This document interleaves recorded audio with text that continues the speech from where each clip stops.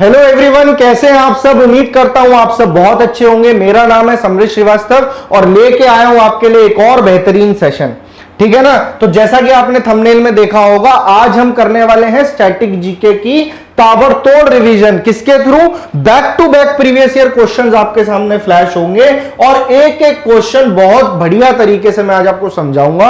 एक एक क्वेश्चन में से हम जितनी इंफॉर्मेशन एक्सट्रैक्ट कर सकते हैं हम कर लेंगे और पक्का आपके आने वाले जितने भी कॉम्पिटिटिव एग्जाम्स में सब में ये वाले जो क्वेश्चन है आपको कहीं ना कहीं देखने को जरूर मिलेंगे। ये हमारा अभिनंदन बैच चल रहा है जिसमें रेगुलर क्लासेस आ रही हैं। तो अभी तक मैं आपको टॉपिक वाइज सारी चीजें पढ़ा रहा था। पॉलिटी में करा चुका हूं, हिस्ट्री करा दी है, मॉडर्न हिस्ट्री और स्टैटिक जीके कुछ टॉपिक्स मैंने आपको कराए। अब मिक्स सेट ऑफ क्वेश्चंस करेंगे क्योंकि एग्जाम में कहीं से कुछ भी पूछा जा सकता है। अगर आप इस सीरीज को पकड़ के रखते हो तो जब तक एग्जाम में पहुंचोगे जनरल अवेयरनेस पे एक अपर हैंड लेके जाओगे, इस बात की गारंटी है। तो ये जो स्टैटिक जीके की ताबड़तोड़ रिवीजन है, इसका ये पार्ट 1 है, यानी कि क्लास 1 है। रोज शाम को 6 बजे क्लास आती है। बेल आइकन को दबा लेना और हमारा जो चैनल है इसको आप सब्सक्राइब जरूर कर लेना। ठीक है। बाकी डिटेल्स मैं आपको क्लास के बीच में दूंगा, क्या बैच है, कितने टीचर्स हैं, किस समय क्लास आती है और फ्री ऑफ कॉस्ट ये लेक्चर्स हैं, आप जरूर इसको कर सकते हैं। अब एक के बाद एक जब आप क्वेश्चंस देखोगे, जो बच्चे आज पहली बार जुड़ रहे हैं उनको तो ये क्वेश्चंस हो सकता है ना आते हो, पर जिन बच्चों ने मेरे से रेगुलर बेसिस पे क्लास ली है वो इसका 360 डिग्री एंगल जानते होंगे, इस बात की गारंटी है। अब आपने क्या करना है, सबसे पहले तो क्वेश्चन जब आप देखो तो उसको पॉज करके खुद सॉल्व करना और उसके बाद जब आप मेरी एक्सप्लेनेशन सुनोगे तो गारंटी के साथ 10 से 12 सवाल एक्स्ट्रा लेके जाओगे। ठीक है। तो बिना टाइम वेस्ट करे अब सीधा आते हैं मुद्दे पे और पहला क्वेश्चन चलिए लगाइए। Who discovered malaria parasite? तो अब ये पहले मलेरिया पैरासाइट के लिए हम पहले मलेरिया के बारे में समझते हैं। मलेरिया एक इंफेक्शन है जो कि एक पैरासाइट से होता है। उस पैरासाइट का क्या नाम है? तो उस पैरासाइट का नाम है प्लाज्मोडियम। प्लाज्मोडियम। तो एक तो ये क्वेश्चन एग्जाम में बन सकता है, प्लाज्मोडियम। और इसे कैरी कौन सा मच्छर करता है? क्योंकि मच्छर के काटने से होता ही है ना। तो कौन से मच्छर के काटने से होता है? तो इस मच्छर का नाम है फीमेल मादा एनीफोलिस। फीमेल एनीफोलिस। ठीक है। तो ये है इस मच्छर का नाम, ये एग्जाम में बिल्कुल पूछा जा सकता है। अब आते हैं अपने क्वेश्चन पे कि ये जो पैरासाइट है प्लाज्मोडियम, इसकी खोज किसने करी थी? तो इसकी खोज करी थी, ऑप्शन नंबर बी बिल्कुल ठीक है, चार्ल्स लुई अल्फोंसो लेवरन। ये एक फ्रेंच आर्मी के अंदर डॉक्टर थे और उस समय काफी लोगों की मृत्यु हो जाती थी मलेरिया की वजह से। आज की डेट में भी ये बीमारी बहुत जानलेवा और खतरनाक हो जाती है अगर इलाज ना मिले तो चार्ल्स लुई अल्फोंसो लेवरन ने इसकी खोज करी थी। डायरेक्ट पेपर में क्वेश्चन आता है। अगर और थोड़ा सा डिफिकल्ट पूछेगा तो पूछ लेगा कब करी थी, क्योंकि आप जो वनडे एग्जाम्स देते हो उसमें फैक्चुअल क्वेश्चन पूछने का ट्रेंड बहुत जबरदस्त है। एसएससी उठा लो, रेलवे उठा लो, DSSS भी उठा लो, एफकैट CDS, तो इस टाइप के क्वेश्चन बन सकते हैं। 1880 में इन्होंने इसकी खोज कर दी थी प्लाज्मोडियम की। ठीक है। अब ये जो बीमारी है ये एक मच्छर के काटने की वजह से होती है, ये एक अलग खोज है। ये डिस्कवर किसने किया था? तो ये रोनाल्ड रॉस ने खोज किया था कि फीमेल एनोफिलिस के काटने से, रोनाल्ड रॉस। और इन्होंने इस चीज की खोज 1897 में करी थी कि जो मच्छर है, मच्छर के गैस्ट्रोइंटेस्टाइनल ट्रैक्ट में जाकर के इन्होंने इस प्लाज्मोडियम को देखा कि देखिए एक मच्छर के काटने की वजह से मलेरिया होता है। और इस खोज के बाद बहुत तरह के इलाज बन गए, बहुत तरह की प्रिवेंशन बन गई और इसी के लिए इनको 1902 में नोबेल प्राइज मिला मेडिसिन के अंदर। क्या मिला? नोबेल प्राइज मिला। तो हमारे क्वेश्चन का आंसर बन गया, मलेरिया पैरासाइट की खोज किन्होंने करी? चार्ल्स अल्फोंसो लेवरन ने।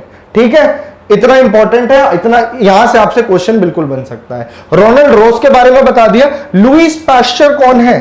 तो लुईस पास्चर वही है जिन्होंने रेबीज के टीके की खोज करी थी। किसकी? रेबीज की वैक्सीनेशन। ठीक है। एक वायरल बीमारी है ये, कुत्ते, मोंकी, बैट, इन सबके काटने से बिल्कुल ये वायरस फैल सकता है और इसकी जो वैक्सीनेशन है वो लुईस पास्चर ने बनाई। आप कभी दूध पीते हो तो दूध की थैली के पीछे लिखा होता है पैस्चराइजेशन। तो वो एक प्रोसेस है उसके माइक्रो ऑर्गेनिजम्स को मारने का, जो जानलेवा, जो खतरनाक हो सकते हैं दूध के।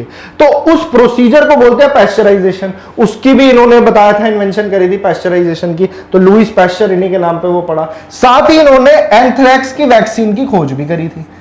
एंथ्रैक्स। ठीक है। तो ये कुछ बातें हैं जो आपको याद रखनी है लुईस पास्चर से। अगला मैं देख पा रहा हूं जेम्स वाटसन। तो वाटसन और क्रिक दो थे ना, इन्होंने डीएनए के स्ट्रक्चर की खोज करी थी, डबल हेलिकल मॉडल था। तो इस टाइप का क्वेश्चन डिस्कवरी इन्वेंशन से बन जाता है। हालांकि मैंने अलग से लेक्चर भी ले रखा है डिस्कवरी और इन्वेंशन का, ये सारे टॉपिक मैंने सिंगल भी करवा रखे हैं। वो सारे लेक्चर कहां से एक्सेस करोगे, तो इसी वीडियो के डिस्क्रिप्शन में जाना, प्लेलिस्ट बनी होगी जनरल स्टडीज बाय समृद्ध सर, सारे लेक्चर आपके हाथ में होंगे, जैसे तैसे करके आप उसे कर लेना, रिवाइज कर जाओगे बड़े आराम से। ऐसे ही पढ़ाया मैंने हर लेक्चर में।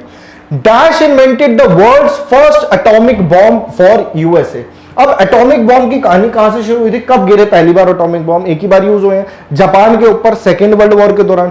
तो सेकेंड वर्ल्ड वॉर में देशों के बीच में होड़ लगी हुई थी कि कौन पहले इस बॉम्ब को डेवलप कर ले, क्योंकि एल्बर्ट आइंस्टाइन जब वो जर्मनी से भागे, उन्होंने वहां पे सब कुछ देखा, ऑब्जर्व करा, तो उन्होंने उस टाइम के जो यूएस के प्रेसिडेंट थे फ्रैंकलिन डी रूजवेल्ट, उनको उन्होंने एक चिट्ठी लिखी थी कि देखिए जर्मनी भी पूरी कोशिश कर रहा है इस बॉम्ब को बनाने की, इससे पहले कि वो बना ले आप इस पे काम करना शुरू कर दीजिए। और वहां से शुरुआत होती है 1941 में। किस चीज की शुरुआत हुई? तो इसको कहा गया मैनहट्टन प्रोजेक्ट। ऐसे भी क्वेश्चन पेपर में आ जाएगा कि भाई मैनहट्टन प्रोजेक्ट किससे रिलेटेड है? मैनहट्टन प्रोजेक्ट रिलेटेड है न्यूक्लियर बॉम्ब बनाने से। मैनहट्टन प्रोजेक्ट की शुरुआत 1941 में मेक्सिको के अंदर हुई और इस प्रोजेक्ट का हेड बनाया गया जूलियस रॉबर्ट ओपनहाइमर को। और आपको आगे की कहानी पता है कि वो सक्सेसफुल हो गए। तो यानी जो जूलियस रॉबर्ट ओपनहाइमर हैं, इन्हीं को कहा जाता है father of atomic bomb. Father of atomic bomb, ठीक है। और पहली बार जब बॉम्ब को टेस्ट किया गया, इस न्यूक्लियर बॉम्ब को टेस्ट किया गया, तो वो डेट जो थी वो थी 16 जुलाई की। 16 जुलाई 1945 न्यू मैक्सिको में इस बॉम्ब को टेस्ट किया गया खाली एरिया के अंदर। इस ऑपरेशन का नाम अगर पूछ ले तो इसका नाम था ऑपरेशन ट्रिनिटी। ऑपरेशन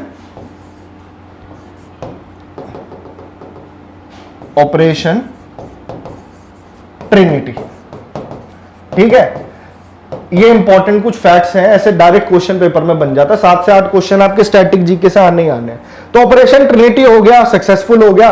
फिर क्या था, फिर इस बॉम्ब को यूज करना था। तो हिरोशिमा और नागासाकी पे 2 बॉम्ब गिराए, एक का नाम था लिटिल बॉय और एक का नाम था फैट मैन। और उसका नतीजा यह हुआ कि जापान ने सरेंडर कर दिया और दुनिया के अंदर दोबारा से एक रेस शुरू हो गई न्यूक्लियर बॉम्ब की, और अब सबके पास में एटॉम बॉम्ब मिल जाता है। ये जो 2 नाम है ये भी कहीं ना कहीं न्यूक्लियर एनर्जी से रिलेटेड है। एनरिको फर्मी जो है, इन्होंने क्या किया था, इन्होंने न्यूक्लियर फिजन की खोज करी थी।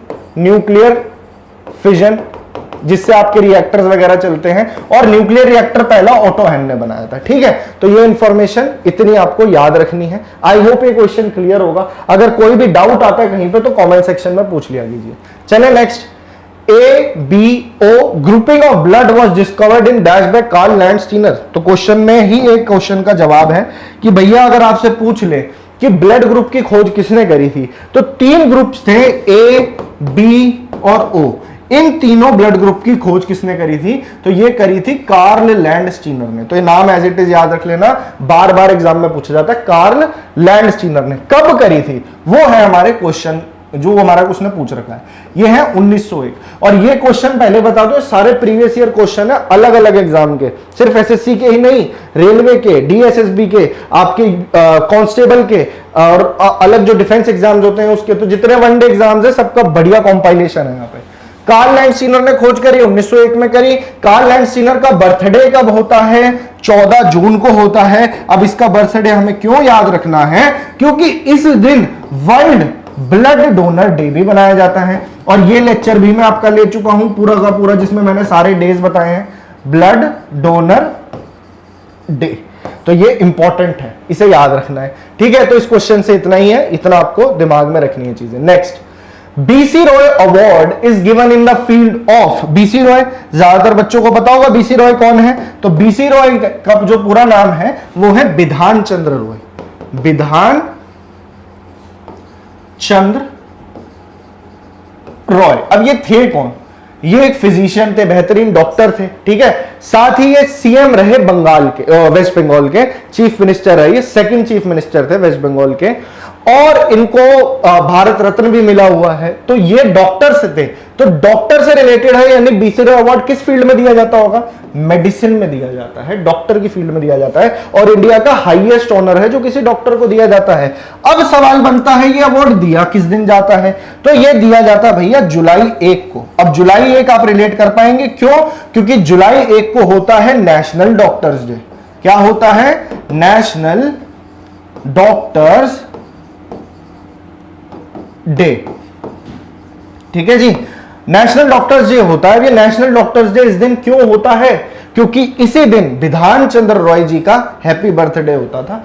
जुलाई 1 को इनका जन्म हुआ 1882 में, परंतु इनकी मृत्यु जब हुई 1962 में, तो वो भी जुलाई 1 को हुई। तो बड़ा कोइंसिडेंस है, इनकी बर्थ एनिवर्सरी और death anniversary on the same day, July 1, और इसी दिन बनता है नेशनल डॉक्टर्स डे।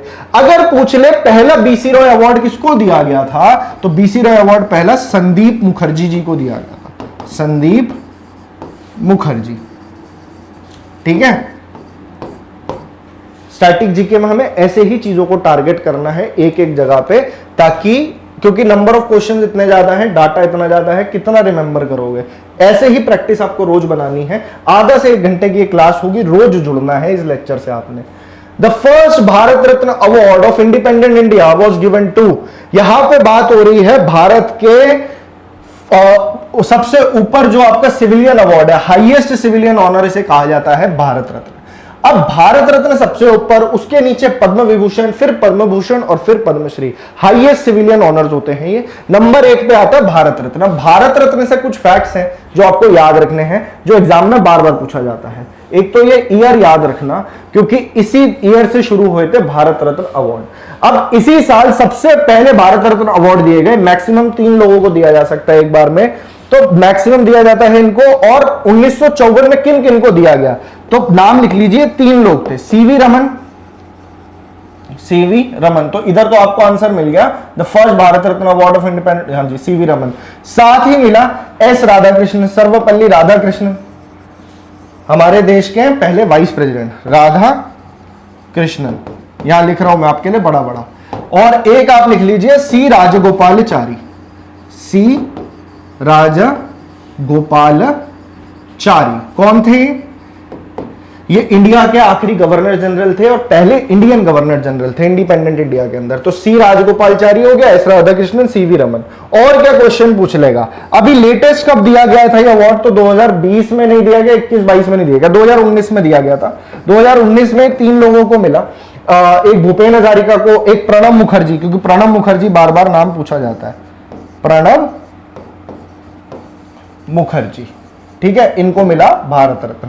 अगर आपसे पूछे कि यंगेस्ट रिसिपिएंट कौन है, यंगेस्ट कौन है जिनको मिला है आज तक भारत रत्न, तो यंगेस्ट में से अगर आ जाए तो आपका आंसर होगा सचिन तेंदुलकर, सचिन तेंदुलकर।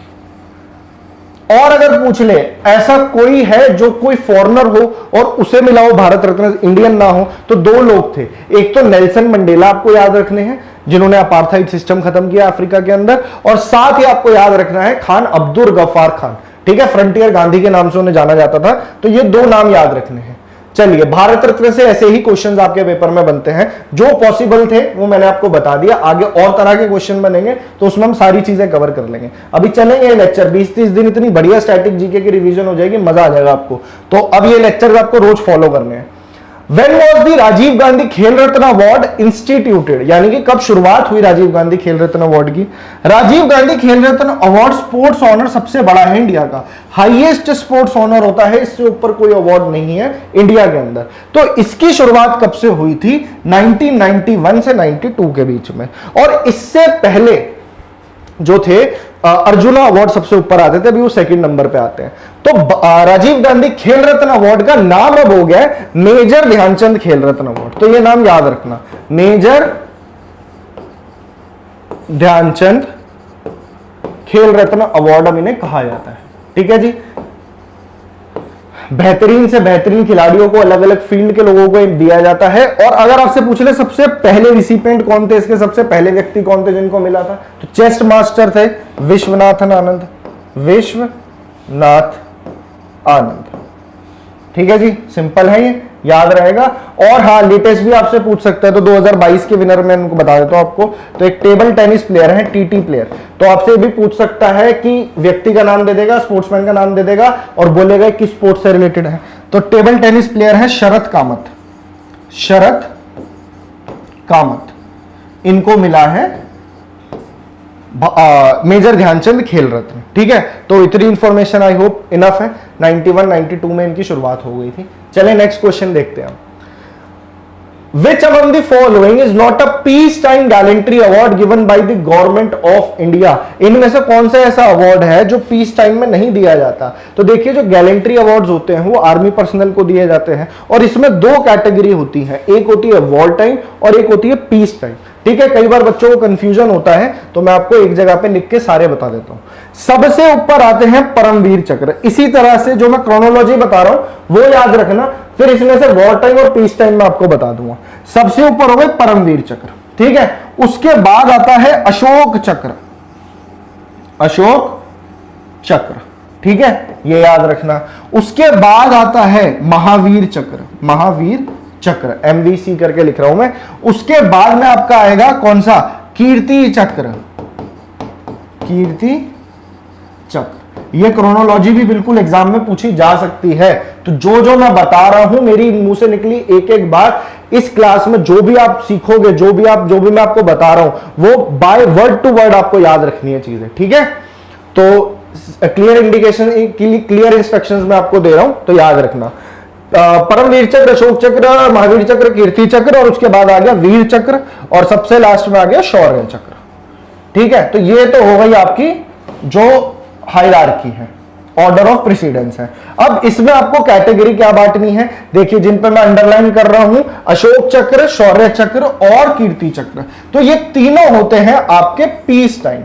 पीस टाइम शांति के टाइम पे दिए जाते हैं, पीस टाइम में ब्रेवरी दिखाने के लिए पीस टाइम गैलेंट्री अवार्ड है। और जो बाकी हैं, सर्वोच्च जो सबसे हाईएस्ट गैलेंट्री अवार्ड है, कौन कौन से हैं मैं रेड से कर देता हूं।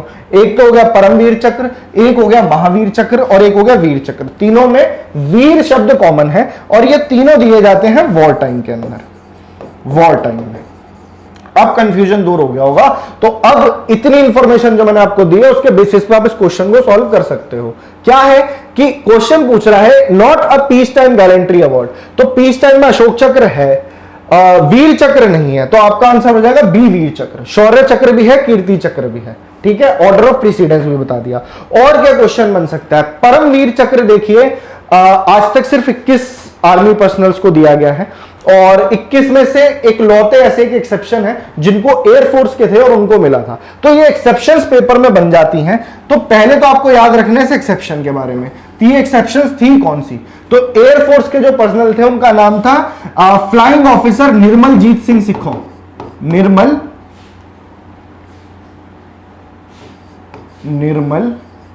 जीत सिंह सिखो, ये नाम आपको याद रखना है। ये एक्सेप्शन है परमवीर चक्र में और ये पूछी जा सकती है। आपसे पूछ सकता है सबसे पहला परमवीर चक्र किसको दिया गया था? तो मेजर सोमनाथ शर्मा, मेजर सोमनाथ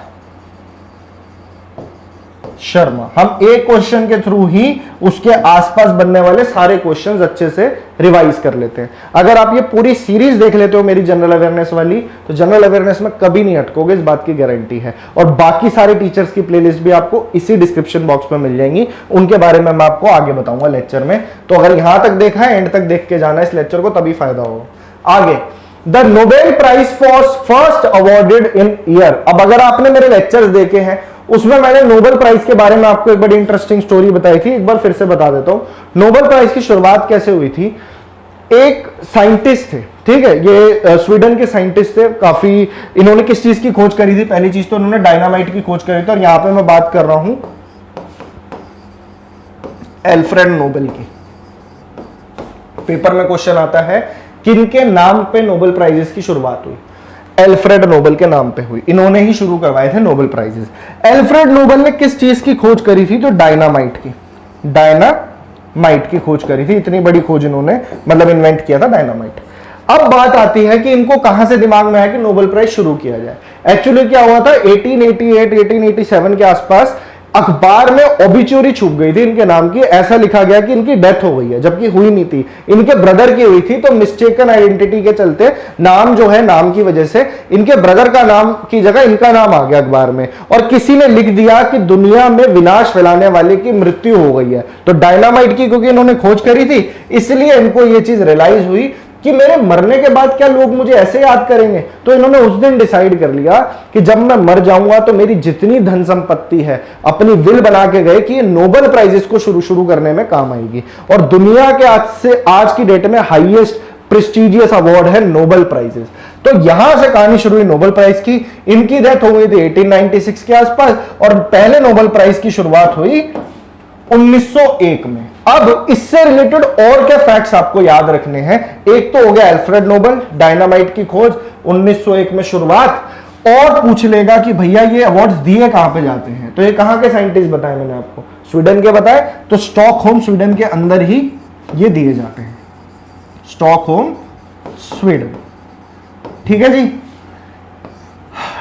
सिर्फ एक पीस टाइम जो होता है, जो पीस के लिए दिया जाता है नोबेल प्राइज, वो ओस्लो में दिया जाता है, बाकी सारे स्टॉकहोम में दिए जाते हैं। तो ये सामने आपके लिखा है। सबसे पहले 1901 में दिए गए, और वो 5 फील्ड्स कौन कौन सी है जिसमें प्राइजेस मिलते हैं। तो एक बार लिख लीजिए, शॉर्ट में लिख रहा हूं, फिजिक्स, केमिस्ट्री, मेडिसिन, ठीक है, इसके अलावा literature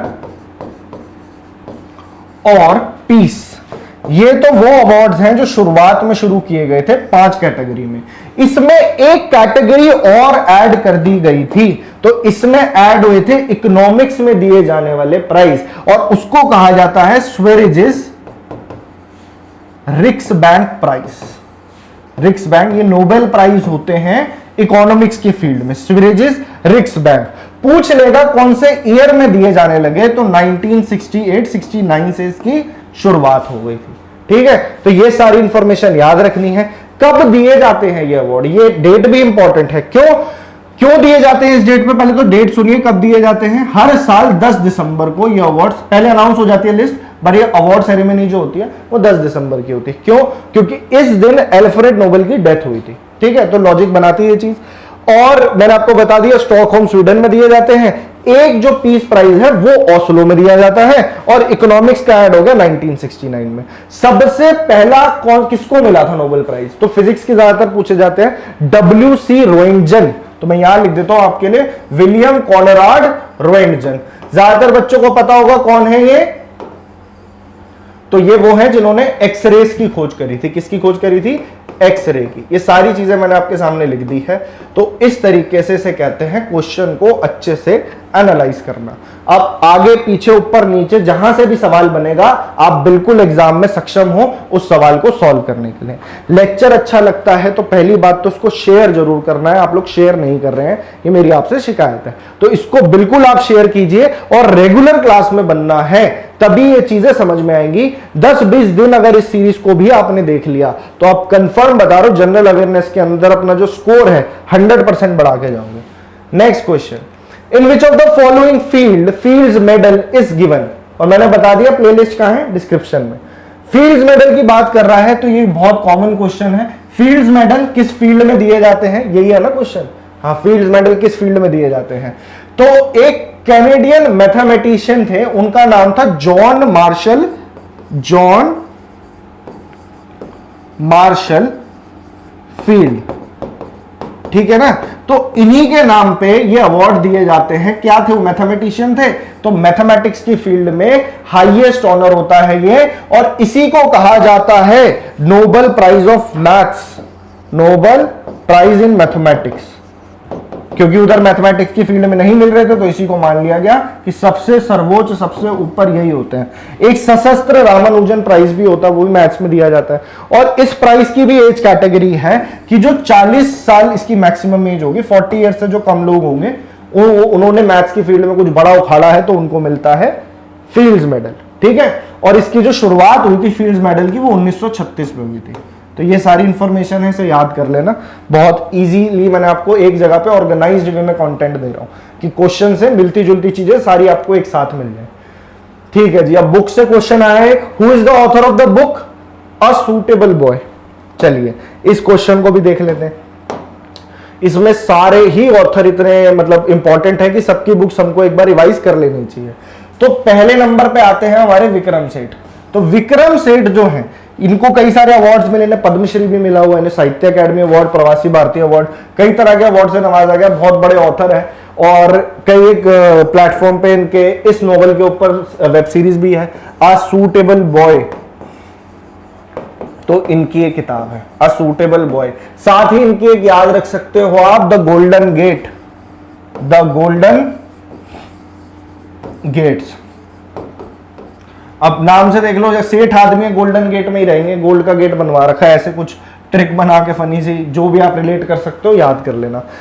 a suitable boy, the Golden Gate and equal music, ये 3 बुक्स हैं। अब यूं बुक्स तो बहुत सारी हैं, एक ही ऑथर की अगर मैं सारी बता दूंगा तो फिर आपके लिए क्या आसान रह जाएगा। मैंने क्या करा, आपके लिए कंटेंट को छान दिया है इस तरीके से कि जो इंपॉर्टेंट है वही आपको याद रहे। तो हमारा आंसर हो गया ए, विक्रम सेठ। अब बात कर लेते हैं हम अपने दूसरे ऑथर की। यहां पे हम देखेंगे अरविंद अडिगा जी के बारे में। तो अरविंद अडिगा की एक किताब है बहुत famous, the white tiger, the white tiger. अब जिस किताब को एक बार मैन बुकर प्राइज मिल गया तो वो अपने आप में इतने इंपॉर्टेंट हो जाती है, कभी भी पूछी जा सकती है। 2008 में इनको बुकर प्राइज मिला था इसके लिए, द वाइट टाइगर। इनकी एक किताब है last man in tower, last man in tower. एक इनकी इंपॉर्टेंट बुक है जिसका नाम है आपका सिलेक्शन डे, सिलेक्शन डे। तो अरविंद अडिगा से ये 3 बुक्स याद रखनी है। मैं हट जाता हूं आगे से। मेरे सारे लेक्चर का पीडीएफ आपको बाद में टेलीग्राम पर मिल जाएगा। अगर स्क्रीनशॉट लेना चाहते हो, हैंडराइटिंग डिकोड कर पा रहे हो तो ले लो, नहीं तो मेरे हिसाब से साथ साथ अपने शॉर्ट नोट्स बना लेना। यही चीजें रिपीट होकर पेपर में आती हैं। मोस्ट रिपीटेड क्वेश्चन लाया हूं, अमर्त्य सेन। अमर्त्य सेन कई बार पेपर में अलग अलग तरीके से पूछे जाते हैं। तो अमर्त्य सेन क्यों है इंपॉर्टेंट, क्योंकि ये ऐसे पहले भारतीय हैं जिनको नोबेल प्राइज मिला इकोनॉमिक्स के अंदर। इनको इकोनॉमिक्स के अंदर नोबेल प्राइज मिला था 1998 में। किस फील्ड में मिला था, तो भैया वेलफेयर इकोनॉमिक्स में मिला था, वेलफेयर इकोनॉमिक्स। ये भी क्वेश्चन पेपर में बनता है, किस फील्ड में मिला था, तो किस लिए, वेलफेयर इकोनॉमिक्स के लिए मिला था। इनकी एक बुक है जो बार बार एग्जामिनर पूछता है, उसका नाम है the argumentative Indian, the argumentative Indian. ठीक है। और इनकी एक किताब आप याद रख सकते हो, the idea of justice, the idea of justice. ठीक है। तो ये 1-2 बुक्स हैं जो आपको याद रखनी है। एक इनकी होम इन द वर्ल्ड भी आप याद रख सकते हो, वो बुक भी काफी कॉमन है, पूछी जाती है, होम इन द वर्ल्ड। चले आगे। अच्छा, एक इसमें है महाश्वेता देवी, तो इनकी भी बुक्स एक आदि मैं आपको बता देता हूं। एक आप इनकी याद रख लेना, the why why girl, why why girl. ठीक है। और एक आप इनकी एक किताब याद रख सकते हो, मदर ऑफ 1084, मदर ऑफ 1084। चलिए, इतना बहुत रहेगा। ऑलरेडी देखिए कितनी सारी बुक्स बता दी और हर बुक अपने आप में एक क्वेश्चन बन के आएगी। तो कर लिया ना हमने इतने से कम टाइम में, एक क्वेश्चन के थ्रू कम से कम 12-13 क्वेश्चन आपके हुए होंगे इसमें, है ना। तो एक बार नजर मार लो इस पे। Vikram Seth, a suitable boy, the Golden Gate and equal music. Aravind Adiga, the white tiger, Booker prize 2008, last man in tower, selection day. Amartya Sen सबसे पहले नोबेल प्राइज विनर इकोनॉमिक्स की फील्ड में इंडिया से, 1998 में वेलफेयर इकोनॉमिक्स में मिला। द आर्ग्यूमेंटेटिव इंडियन, ये सबसे इंपॉर्टेंट है। उसके बाद है the idea of justice, home in the world. Mahasweta Devi, why why girl, mother of 1084। एक इनकी द क्वीन ऑफ झांसी, वहां से भी क्वेश्चन बना एक बार। चलिए आगे चले, काफी क्वेश्चंस कर लिए हमने इसमें तो। चले, हाँ जी। तो महात्मा गांधी, महात्मा गांधी एक अपने आप में बहुत बड़ी हस्ती थे। तो अब इन्होंने ऑथर भी बहुत अच्छे रहे हैं, काफी किताबें लिखी हैं इन्होंने। तो उनकी बुक से क्वेश्चन आया हुआ है कि इनमें से ऐसी कौन सी किताब है जो महात्मा गांधी ने नहीं लिखी है। तो हम देख लेते हैं महात्मा गांधी ने कौन कौन सी लिखी है।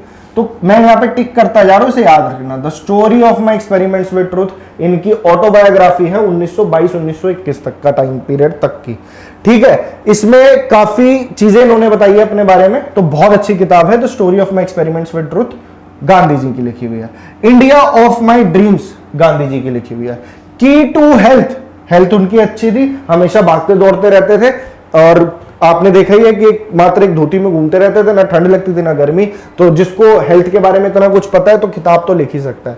Key to health, India of my dreams, the story of my experiments with truth. तो आंसर तो आपको पता लग गया होगा।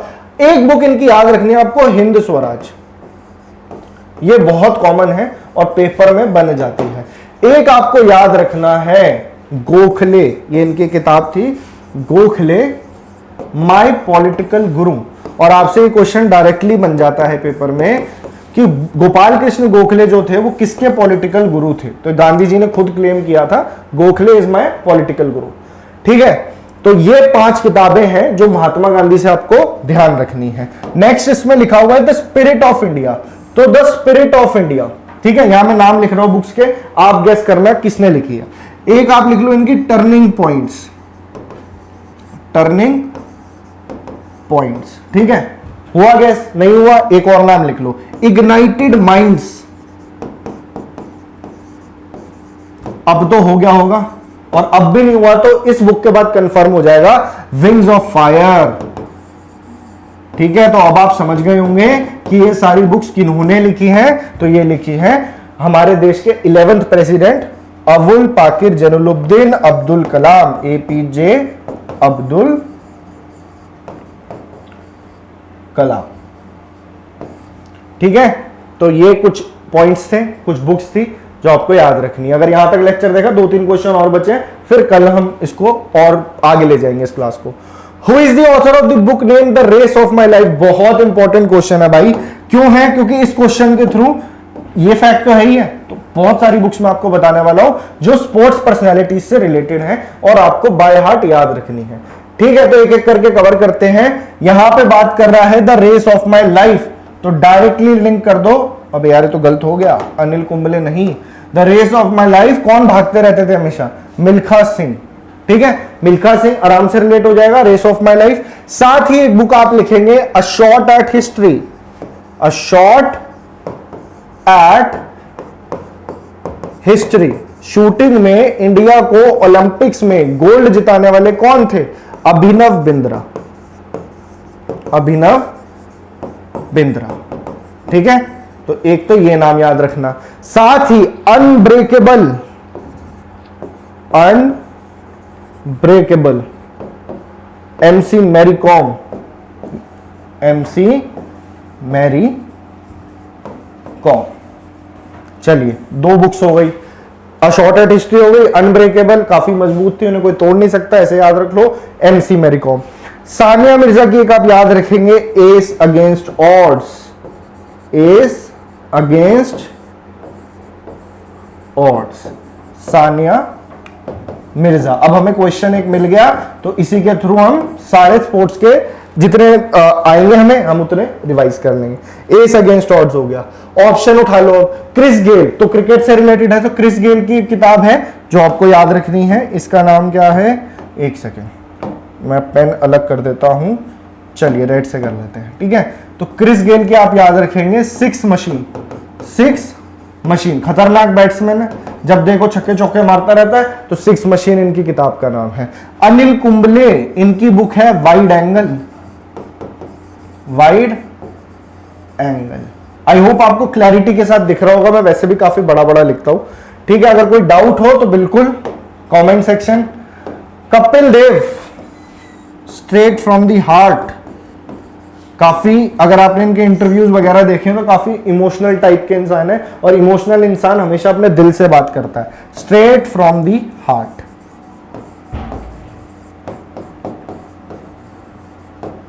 चलिए और कोई है? ठीक है, क्रिकेटर्स की बात हो रही तो बहुत सारे हो, तो सचिन तेंदुलकर की एक बुक आप लिखेंगे, जगह है बिल्कुल है, यहां बना देते हैं थोड़ी सी जगह आपके लिए। सचिन तेंदुलकर, ठीक है, मैं ST लिख रहा हूं, आई होप इतना तो आप आइडिया लगा लोगे। सचिन तेंदुलकर ने लिखी है playing it my way, playing it my way. थोड़ी सी जगह और है तो हम क्यों वेस्ट करेंगे, हम लिख लेते हैं दोबारा से। सचिन तेंदुलकर हो गया। युवराज सिंह, यहां लिख रहा हूं युवराज सिंह की है the test of my life, the test of my life. ठीक है, इसके अलावा एक आप याद रख सकते हो सुनील गावस्कर की सनी डेज। आई होप इतना इस क्वेश्चन के लिए बहुत है। आगे और स्पोर्ट्समैन की आएगी तो मैं वहां आपको बताता चलूंगा। अभी भी मैंने आपको 7-8 बुक्स तो बता दी इस क्वेश्चन में। ठीक है, चलिए नेक्स्ट क्वेश्चन देखते हैं। When is the army day celebrated in India? तो आर्मी डे कब मनाया जाता है, पहले समझिए क्यों मनाया जाता है। इस बार 75th आर्मी डे बनाया गया 2023 में, और आर्मी डे एक्चुअल में बनाया इसलिए जाता है क्योंकि इसी दिन आफ्टर इंडिपेंडेंस आर्मी की कमांड ब्रिटिशर्स से इंडियंस को सौंपी गई थी। और इंडिया में किसको सौंपी गई थी? सबसे पहले कमांडर इन चीफ कौन बने आर्मी के? तो उनका नाम है KM. Cariappa, general KM. Cariappa, field marshal थे। ठीक है, तो के.एम. करियप्पा को इस दिन कमांड सौंपी गई थी 15 जनवरी को। और जो आखिरी ब्रिटिश कमांडर इन चीफ थे आर्मी के जिनसे इन्होंने कमांड ली, तो उसका नाम क्या था? उसका नाम था फ्रांसिस बूचर। ये ब्रिटिशर था फ्रांसिस बूचर। ये क्वेश्चन भी पेपर में बना हुआ है, इसलिए मैं आपके लिए लिख रहा हूं। कुछ भी ऐसा ही नहीं लिख देता मैं क्लास में जो कि पेपर में इंपॉर्टेंट ना हो। सब कुछ आपको एग्जाम के और नजदीक लेके जाएगा, इसलिए मेरी क्लास बिल्कुल ध्यान से सुननी है आपने। के.एम. करियप्पा हो गए। ठीक है, इन्होंने कमांड ले ली फ्रांसिस बूचर ने। और के.एम. करियप्पा सिर्फ 2 ऐसे लोग रहे हैं हमारी आर्मी में जिनको फील्ड मार्शल की रैंक मिली। अपनी होती 5 स्टार रैंक हुआ करती थी। सबसे पहले तो सैम मानेकशॉ, सैम बहादुर जी को, उसके बाद में के.एम. करियप्पा को मिली। अभी आर्मी की कमांड किसके हाथ में है? तो अभी अगर मैं बात करूं तो तीनों फोर्सेस के हैं chief of defence staff, CDS। इनका नाम है लेफ्टिनेंट जनरल अनिल चौहान, अनिल चौहान। और अगर मैं बात करूं चीफ ऑफ आर्मी स्टाफ की, यहां लिख देता हूं चीफ ऑफ आर्मी स्टाफ, तो यह है जनरल मनोज पांडे, जनरल मनोज पांडे। ठीक है जी, इतना क्लियर है। तो आर्मी डे बता दिया, 4 दिसंबर को नेवी डे, 8 अक्टूबर को एयरफोर्स डे, और बाकी मैंने डेज के आपको टॉपिक्स कराए हैं। अभी भी आगे जो रह गए थे वो आपको क्वेश्चंस के थ्रू कवर हो जाएंगे। तो आई होप आपको क्लास अच्छी लगी होगी। अब अगर यहां तक देखिए, आपको एक बहुत बढ़िया चीज मैं बता देता हूं। रुकिए 1 मिनट, बस 1 सेकंड दीजिए मेरे को। ये देखिए, ये आपका ना हम अभिनंदन बैच चला रहे हैं। ये अभिनंदन बैच के अंदर ही आप इस क्लास को देख पा रहे हैं। और ये 79 दिनों का हमारा प्रोग्राम है जिसके अंदर हम आपकी कंप्लीट प्रिपरेशन करा देंगे।